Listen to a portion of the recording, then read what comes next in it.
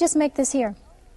You say in your book, there is no history of the black man settling down with one woman and never desiring to have another. Before slavery, during slavery, or after slavery. The black man has never been recorded to have just one woman. Right. Well, I think there's some actual facts we can look at on that. Monogamy has failed for the white man in America. But this is like saying it's okay. It's not me saying it's okay. This is how they're living. I'm giving you the history of what their life is. Black men haven't been waiting on me to tell them it's all right to have more than one woman. Neither have white men. You know, this is just what they do.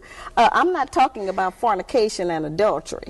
I'm not talking about one-night stands and running around rampant with other women. That's not the kinds of, when I say more than one woman relationship. I mean that before we came to America, our men had more than one wife and family. And we were satisfied with it because we had not met the monogamy idea. We had not met the American white woman who, you know, insists on certain kinds of values in her man. We had not learned envy and jealousy. All right, after coming here, those kinds of ideas were bred into us because of society and the mores that the Americans made up here. And so then we started to have problems with that. But I think that since it is apparent that most of them, not all of them, it's certainly up to the man, do love more than one woman. I got tons of mail. A lot of black men write and tell me that they have had two women for 5, 10, 15, and 20 years, and they can't even get the women to speak to each other. Sometimes they have two families, would I want two sets of children. But would I want to talk to a woman who's sharing perhaps the bed and the money and the social life with who I would deem as my man? If you want to deal in reality, and if you are not insecure, and if you don't think that that robs you of something, you would want to know them. If he loves her, you certainly should want to know her. There are a lot of black women out there who say, oh, I know they're mad about that idea. I understand, you know. That would never hold water. Wait a minute, that's not easy. And that's a frightening thought to most of us. And I don't like that. I'm not for that. I'm in agreement with everybody else. Our men ought to just have one woman. But that is not the reality. I'm trying to get us to deal with some reality for a change. Stop dealing with fantasy. Stop dealing with television. Stop dealing with imagination of how we wish things were. Let's deal with them how they are, what it is, present tense. And but if we because deal that's with that, happening then, doesn't mean I have to like that or want to accept that. No, that means that you can live in hell. That means you can live in doubt. That means that you can always be checking on your man. That means that you can be insecure and be, you know, tearful. And that means you can be disappointed when you find out the real truth. And you don't want to have that in your life. None of us do. But in order not to have that, then we have to deal with some reality and recognize that men are not limited in the way that women are. Men are able to love more than one woman. I'm not talking about, as I said, just a random sexual relationship of fornication and adultery and all of that. I mean that there are many black men who have children by more than one woman. What is to become of those children? They need their father.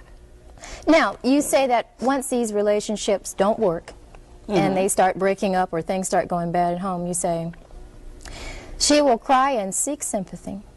During this period, the black woman will remind the black man of everything she has ever done for him. Yeah, we do that. She will try to make him feel guilty and ashamed of his decidedly outrageous behavior. Absolutely. She'll let the house go, and I quote you, to hell. That's right. She may stop cleaning, ironing, washing, and cooking.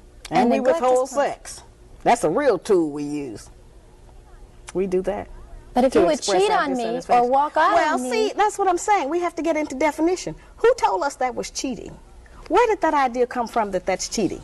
And I'm not saying that a lot of men are not just running around. I'm not talking about that. But if a woman finds out that her man has been with a woman while she's been with him for 3 or 4 or 5 years, that's a serious commitment and relationship. And if it hasn't taken anything from me, if I'm not going short of anything, and if this is what he thinks his responsibility is, then what kind of hell are you going to go through to prevent that? Since we cannot stop him, we have not been successful. The white woman has not been successful in stopping the white man from having another woman. They call them a mistress. We pick up a lot of that terminology. But a man who has 2 women, that's not necessarily a mistress. That's just his other woman. Now, we got 2 choices. We can be the woman or the other woman. We don't have but those 2. Now, I know we don't like that. I don't like that. You know, but that's the reality of our life at some point. Now, it's up to the man. But every man doesn't want 2 women, but those that do, they're going to do it. What about our morals and our religion? Whose religion? Whose morals? Not our religion, because we're not practicing the religion of black people anymore. That was taken from us. We don't have our morals anymore. That was taken from us. So whose idea are you representing when you stand up for those values? Not ours. Somebody else's. Some other nationality. And it may work for them. But it doesn't work for us. It hasn't worked for anybody, really. But nobody wants to deal with the truth. Monogamy was only created because of the economics of it. The Black Man's Guide to Understanding the Black Woman has been out for, what, over a year now? March the 20th will be the first year anniversary. And for that anniversary, I'm releasing my new video. And the video is called The Black Man's Guide on Tour. And it is exciting. I would assume it's pretty hot. Yeah, it's hot, I tell you. After writing this book, just take a moment before you answer. Okay. Do you regret anything about what you wrote? If you had the chance to do it all over again, would you perhaps soften some of the things that you said?